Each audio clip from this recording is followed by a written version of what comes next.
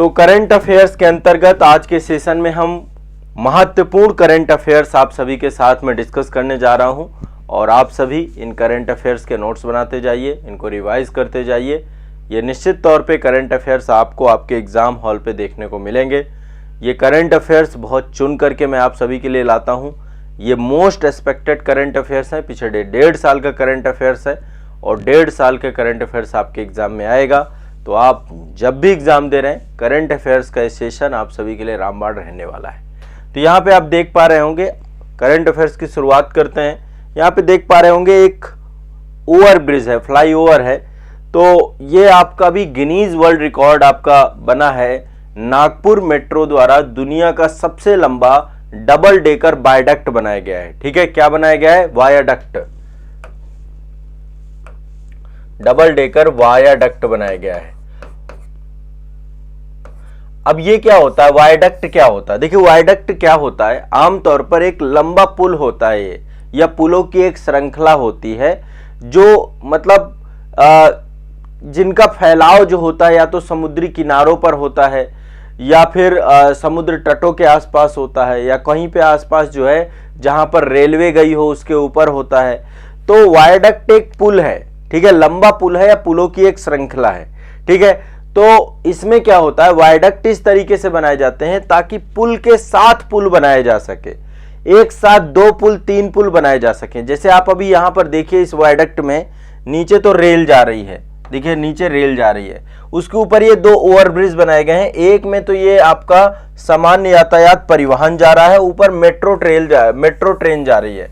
तो आमतौर पर देखिए त्रिस्तरीय व्यवस्था है। नीचे से तो आपकी जो है रेलवे लाइंस गई है, उसके ऊपर से आपका ये ओवरब्रिजिंग हुई है। तो ये नागपुर मेट्रो के द्वारा ये पूरा का पूरा वायडक्ट बनाया गया है। तो नागपुर मेट्रो के द्वारा ये फ्लाईओवर जो बनाया गया, हाईवे है, इसमें फ्लाईओवर है और मेट्रो रेल के साथ डबल डेकर वायडक्ट, ये 3.4 किलोमीटर लंबा है। 3.14 किलोमीटर लंबा आपका जो है वायडक्ट है। इसका निर्माण करने के बाद इसका Guinness book of world record में नाम दर्ज किया गया है। 7 दिसंबर 2022 को नागपुर मेट्रो को इस उपलब्धि के लिए सर्टिफिकेशन प्राप्त हुआ, उपलब्धि प्राप्त हुई। ठीक है, तो ये आपका एशिया का सबसे बड़ा वायडक्ट है और इंडिया बुक ऑफ रिकॉर्ड्स में एशिया की सबसे लंबी संरचना के तौर पे भी इसको जो है रखा गया है। तो नागपुर में वर्धा से लेकर के वर्धा रोड जो आपकी है, नागपुर में वर्धा रोड में 3.14 किलोमीटर डबल डेकर वायडक्ट बनाया गया। ये 5 मार्च 2019 को मेट्रो रेल यातायात के तौर पे इसको शुरू किया गया था और ये जो है फिर 13 मार्च 2020 को हाईवे बना दिया गया। यहाँ पर देखिए नेशनल हाईवे भी नीचे से जा रहा है। तो ये आपको ध्यान रखना है, नागपुर मेट्रो द्वारा, मेट्रो प्रणाली के द्वारा ये सबसे बड़ा डबल डेकर वायडक्ट है। तो मेट्रो के तौर पे देखें तो ये पूरे दुनिया का सबसे बड़ा है, दुनिया का सबसे बड़ा डबल डेकर वायडक्ट है। वायडक्ट मैंने आपको बताया कि वायडक्ट एक क्या होता है? ऐसी परिवहन व्यवस्था होती है जिसमें कई सारे पुल होते हैं या पुलों की एक श्रृंखला होती है जो समुद्र तटों के साथ जुड़े होते हैं या फिर बहुत सारे टावरों के साथ, जो इनका फैलाव जो है शहरों के ऊपर से होता है। ठीक है, तो ये आपको ध्यान रखना है और इनका उद्देश्य होता है वायडक्टों का कि सड़क पुल का निर्माण भी इनके साथ किया जा सके, रेलवे ट्रैक बनाया जा सके। तो central road transport and highway ministry जो हमारे हैं नितिन गडकरी साहब, उनके द्वारा राष्ट्रीय राजमार्ग प्राधिकरण और महाराष्ट्र मेट्रो दोनों को जो है इन्होंने क्या किया है, इसको बधाई भी दी है कि ये एक बहुत बड़ी उपलब्धि है। तो एक सिविल इंजीनियरिंग का एक जो है आप देख सकते हैं अद्भुत नमूना है। ठीक है, एक तो ये आपको ध्यान रखना है। क्लियर है, स्पष्ट है सभी को? ठीक है, ये एक मोस्ट इंपॉर्टेंट टॉपिक हो गया। अब आगे चलते हैं। अगली रिपोर्ट आपकी एक है, इसका नाम है प्रदर्शन श्रेणी सूचकांक, प्रदर्शन श्रेणी सूचकांक 2020-21, प्रदर्शन श्रेणी सूचकांक, प्रदर्शन श्रेणी सूचकांक 2020-21, प्रदर्शन श्रेणी सूचकांक 2020-21। ठीक है, स्कूली शिक्षा एवं साक्षरता विभाग शिक्षा मंत्रालय के द्वारा इसे जारी किया गया है। अब देखिए ये जारी क्यों किया जाता है, इसका अल्टीमेट उद्देश्य क्या है, किसने जारी किया? शिक्षा मंत्रालय ने। ठीक है, इसका उद्देश्य होता है कि पहली बात तो शिक्षा से जुड़े हुए डेटा आ जाएं, आंकड़े आ जाएं, ताकि शिक्षा से जुड़ी हुई नीति का निर्माण जो करना है उसके लिए सभी को गुणवत्तापूर्ण शिक्षा सुनिश्चित हो सके, पाठ्यक्रम और सिलेबस में सुधार किया जाए। ठीक है, तो जो सिलेबस है, सिलेबस में सुधार हो सके, सिलेबस में सुधार हो सके इसमें। ठीक है, प्रदर्शन श्रेणी सूचकांक 2020-21 में पाठ्यक्रम में सुधार किया जा सके आपका, और गुणवत्तापूर्ण शिक्षा सुनिश्चित कराई जा सके। गुणवत्तापूर्ण शिक्षा, गुणवत्तापूर्ण शिक्षा सुनिश्चित हो, गुणवत्तापूर्ण शिक्षा सुनिश्चित हो और पाठ्यक्रम में सुधार हो सके। प्रदर्शन श्रेणी सूचकांक जो आपका है इसी कारण से जारी किया जाता है। ठीक है, क्लियर है, स्पष्ट है। अब देखिए इसमें कई सारे स्तर बनाए गए हैं, कई सारे आधारों पे मानक बनाए गए हैं। तो इसमें पहला स्तर जो आपका है, इसमें टोटल 1000 अंक दिए जाते हैं। टोटल 10 श्रेणियों में इसको विभाजित किया गया है। कितनी बनाई गई हैं? 10 श्रेणियां विभाजित की गई हैं, 10 श्रेणी। तो जो पहली श्रेणी है, पहली श्रेणी के लिए 950 से लेकर के 1000 अंक मिलने चाहिए, ये पहली श्रेणी है। दूसरी श्रेणी में 901 से लेकर के 950 तक आपके अंक होने चाहिए। ठीक है, ऐसे करके श्रेणियां बनाई गई हैं। टोटल 10 श्रेणी बनाई गई हैं। तो पहले स्तर में तो कोई भी स्टेट नहीं है हमारे यहाँ पे। पहले स्तर पे ना तो कोई स्टेट है, ना तो कोई केंद्र शासित प्रदेश है। दूसरे स्तर पे टोटल 7 स्टेट है आपके। दूसरे स्तर पर 7 स्टेट और केंद्र शासित प्रदेश इसमें सम्मिलित हैं। ठीक है, फिर से बता रहा हूं, दूसरे स्तर पर 7 स्टेट कौन कौन से हैं, एक बार नाम सबके लिख लेते हैं। दूसरा स्तर पे पहले है केरल, केरल है, नाम लिख लीजिए। दूसरे स्तर पे, पहले स्तर पे कोई भी नहीं है, पहले स्तर पे कोई भी नहीं है। दूसरे स्तर पे केरल है, फिर पंजाब है, पंजाब के बाद चंडीगढ़ है, महाराष्ट्र है, गुजरात है, राजस्थान है, आंध्र प्रदेश है। 7 हो गए। फिर से केरल, केरल के बाद पंजाब, पंजाब के बाद चंडीगढ़, फिर महाराष्ट्र, फिर गुजरात, फिर राजस्थान, फिर आंध्र प्रदेश। हमारा उत्तर प्रदेश तीसरे स्तर पे है, उत्तर प्रदेश स्तर 3 पे शामिल है। ठीक है, तो यहाँ पे कौन कौन सी स्टेट है? केरल हो गया, पंजाब हो गया, चंडीगढ़ हो गया, महाराष्ट्र हो गया, गुजरात हो गया, राजस्थान हो गया और आंध्र प्रदेश हो गया। तो इनको शामिल किया गया है आपके स्तर 2 में। क्लियर है, स्पष्ट है सभी को? ठीक है, अभी स्तर 2 में गुजरात, राजस्थान, आंध्र प्रदेश पहली बार सम्मिलित हुए हैं ये। ठीक है, तो ये आपको क्लियर रखना है। सभी लोग, सारे बच्चे, स्पष्ट है सभी को मेरी बात? ये वाला प्रदर्शन श्रेणी सूचकांक देखिए किस लिए जारी किया गया है। ये एक डेटा है ताकि इससे सिलेबस में सुधार किया जाए और गुणवत्तापूर्ण शिक्षा दी जा सके। और ये शिक्षा मंत्रालय के द्वारा जारी किया जाता है आपका प्रदर्शन श्रेणी सूचकांक। तो इसके तहत जो है 10 स्तर बनाए गए। 10 स्तर में पहले स्तर में कोई नहीं है, दूसरे स्तर में 7 स्टेट आते हैं। केरल है आपका, केरल के बाद पंजाब है, चंडीगढ़ है, महाराष्ट्र है, गुजरात, राजस्थान, आंध्र प्रदेश, इतने इसमें सम्मिलित है। ठीक है ना, चलो आगे बढ़ते हैं। नेक्स्ट ये हो गया आपका। आगे चलते हैं, अगला करंट अफेयर्स है आपका। हाँ, अगले करंट अफेयर्स पे चलते हैं। हाँ, ये देखिए यहाँ पे दिए गए हैं ये श्रेणियाँ। केरल हो गया आपका, ये सब ग्रेड दिए गए। चलिए आगे बढ़ते हैं। एक नया गठबंधन बनाया गया आपका, एशियाई पॉम ऑयल गठबंधन। एशियाई पॉम ऑयल गठबंधन बनाया गया, इसको बोलते हैं APOA। APOA ये बनाया गया आपका एक एशिया पॉम ऑयल अलायंस, APOA, इसका अनावरण किया गया है। ठीक है, अब इनको बनाया किसने है? जो एशिया के 5 प्रमुख पॉम ऑयल को और पॉम ऑयल आयात करने वाले देश हैं उनके द्वारा बनाया गया है। तो देखिए आप समझिए, इसका पहले तो एक आयोजन हुआ था ग्लोबॉयल इंडिया। ग्लोबॉयल इंडिया सितंबर 2022 में ग्लोबॉयल इंडिया का आयोजन हुआ था आगरा में। ठीक है, ग्लोबॉयल इंडिया, ग्लोबॉयल GLOBOIL, ग्लोबॉयल इंडिया का आयोजन किया गया था। ग्लोबॉयल इंडिया का आयोजन आगरा में किया गया था। कहां पे किया गया था? भारत के आगरा में किया गया था। ठीक है, अब ये आपका एक सम्मेलन जो है विश्व में जो खाद्य तेल हैं और कृषि व्यापार सम्मेलन के तौर पे ये मतलब एक सम्मेलन है ग्लोबल, हर वर्ष होता है। विश्व के अग्रणी खाद्य तेल और कृषि व्यापार प्रदर्शनी होती है, पुरस्कार दिए जाते हैं, सारा सम्मेलन किया जाता है।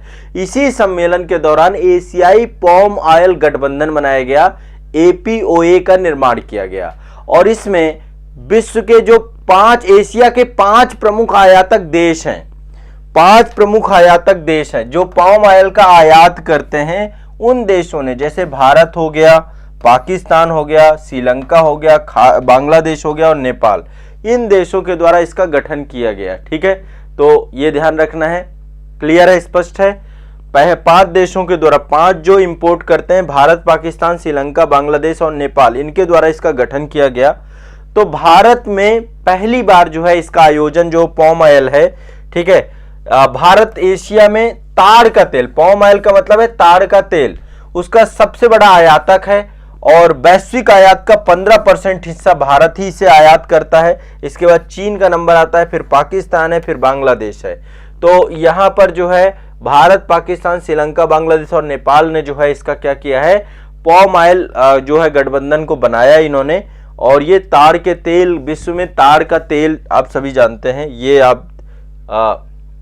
ये वृक्ष होता है ताड़ आपका, इसी से जो है आपका पॉम ऑयल निकाला जाता है और खाद्य पदार्थ के तौर पे यूज किया जाता है। तो APOA की पहली बैठक जो है, इसकी पहली सभा भारत के आगरा में ही इसका जो है, इसको पहली सभा इसकी हुई भी थी। और जो अतुल चतुर्वेदी हैं, इस गठबंधन के पहले अध्यक्ष बनाए गए हैं, भारत के ही हैं, अतुल चतुर्वेदी जी को इस गठबंधन का पहला अध्यक्ष बनाया गया। ठीक है, APOA पहली आम सभा का आयोजन आगरा में ग्लोबल शिखर सम्मेलन के तौर पे, ये आपको ध्यान रखना है। क्लियर है, स्पष्ट है। ग्लोबल शिखर सम्मेलन ताड़ के तेल को लेकर के अलायंस है, Asian palm oil alliance, Asian palm oil alliance के तौर पे इसको हम जानते हैं। ठीक है, ये आप देख सकते हैं, ये बैठक हुई थी आपकी एशियन पॉम ऑयल अलायंस को लेकर के। ये आप देख सकते हैं, ये है आपका जो इससे बीज निकलते हैं, उनसे तेल बनाया जाता है ताड़ के। ठीक है, आगे चले, अगला। क्लियर है, स्पष्ट है सभी को? क्लियर करते जाए करो, एक एक करंट क्लियर होता जाए, आप करते जाओ। ठीक है, ये भारत का पशु स्वास्थ्य शिखर सम्मेलन है, पहला, भारत का प्रथम पशु स्वास्थ्य शिखर सम्मेलन। भारत का पहला पशु स्वास्थ्य शिखर सम्मेलन 6 से 7 जुलाई 2022 को नई दिल्ली में आयोजित हुआ। कहां पे हुआ? नई दिल्ली में। पहला आपका ये पशु स्वास्थ्य शिखर सम्मेलन नई दिल्ली में हुआ है। कहां हुआ है? नई दिल्ली में। First India animal health summit 2022। ठीक है, यह 2 दिवसीय शिखर सम्मेलन है। इसका उद्घाटन केंद्रीय मत्स्य पालन और डेयरी मंत्रालय के द्वारा किया गया। तो उद्घाटन केंद्रीय मत्स्य पालन मंत्री हैं, इनके द्वारा किया गया। तो भारत का पहला पशु स्वास्थ्य सम्मेलन आपको ध्यान रखना है, नई दिल्ली में आयोजित हुआ। इससे भी क्वेश्चन पूछा जाएगा। ठीक है, आगे चलते हैं। ये आप देख रहे हैं इंडिया एनिमल हेल्थ समिट 6 से 7 जुलाई नई दिल्ली में आयोजित हुई। नेक्स्ट ये है आपका, ठीक है, आयोजित हुआ ये Indian chamber of food agriculture and agriculture today group में। और किसी देश के खाद्य और पोषण सुरक्षा, ग्रामीण आय समृद्धि, समग्र आर्थिक विकास की प्राप्ति के लिए पशु स्वास्थ्य पर बल प्रदान करने के उद्देश्य से किया गया है ये। और उद्घाटन इसका केंद्रीय मत्स्य पालन डेयरी पुरुषोत्तम रूपाला जी हैं आपके, पुरुषोत्तम रूपाला जी केंद्रीय मत्स्य पालन और डेयरी मंत्री आपके पुरुषोत्तम जी हैं। तो इनके द्वारा ये किया गया आपका, ठीक है, उद्घाटन किया गया। आयोजित कहाँ हुआ है? Indian chamber of food and agriculture में। ठीक है, चलिए अगला चलते हैं। आप देख रहे हैं सबसे ज्यादा आप लोग प्रयोग करते हैं इसका, ये है शक्कर। चीनी बोलते हैं, शक्कर बोलते हैं, शुगर बोलते हैं, जो भी आप बोलते हो। अक्टूबर 2022 में उपभोक्ता मामले, खाद्य एवं सार्वजनिक वितरण मंत्रालय के द्वारा एक आंकड़ा जारी किया गया, जिसमें बोला गया भारत चीनी का सबसे बड़ा उत्पादक है। चीनी के हम सबसे बड़े उत्पादक हैं, और सबसे बड़े उपभोक्ता हैं, सबसे बड़े उत्पादक हैं, सबसे बड़े उपभोक्ता हैं। ठीक है, उपभोक्ता मामले, खाद्य एवं सार्वजनिक वितरण मंत्रालय, भारत सरकार के द्वारा आंकड़े जारी किए गए, जिसके तहत ये बताया गया कि भारत चीनी का सबसे बड़ा उपभोक्ता बन चुका है और सबसे बड़ा जो है क्या बन चुका है, ठीक है, उत्पादक बन चुका है। दोनों चीजें हैं, सबसे ज्यादा हम इसको जो है उत्पादन करते हैं, सबसे ज्यादा उपभोक्ता, और निर्यात करने में हम दूसरे नंबर पे हैं, निर्यात करने में हम दूसरे नंबर पे हैं, ठीक है, ध्यान रखिएगा, निर्यात करने में हम दूसरे नंबर पे। तो सबसे बड़ा उत्पादक, सबसे बड़ा उपभोक्ता और एक्सपोर्टर हम सेकंड नंबर पे हैं, ये एक डेटा याद करिएगा।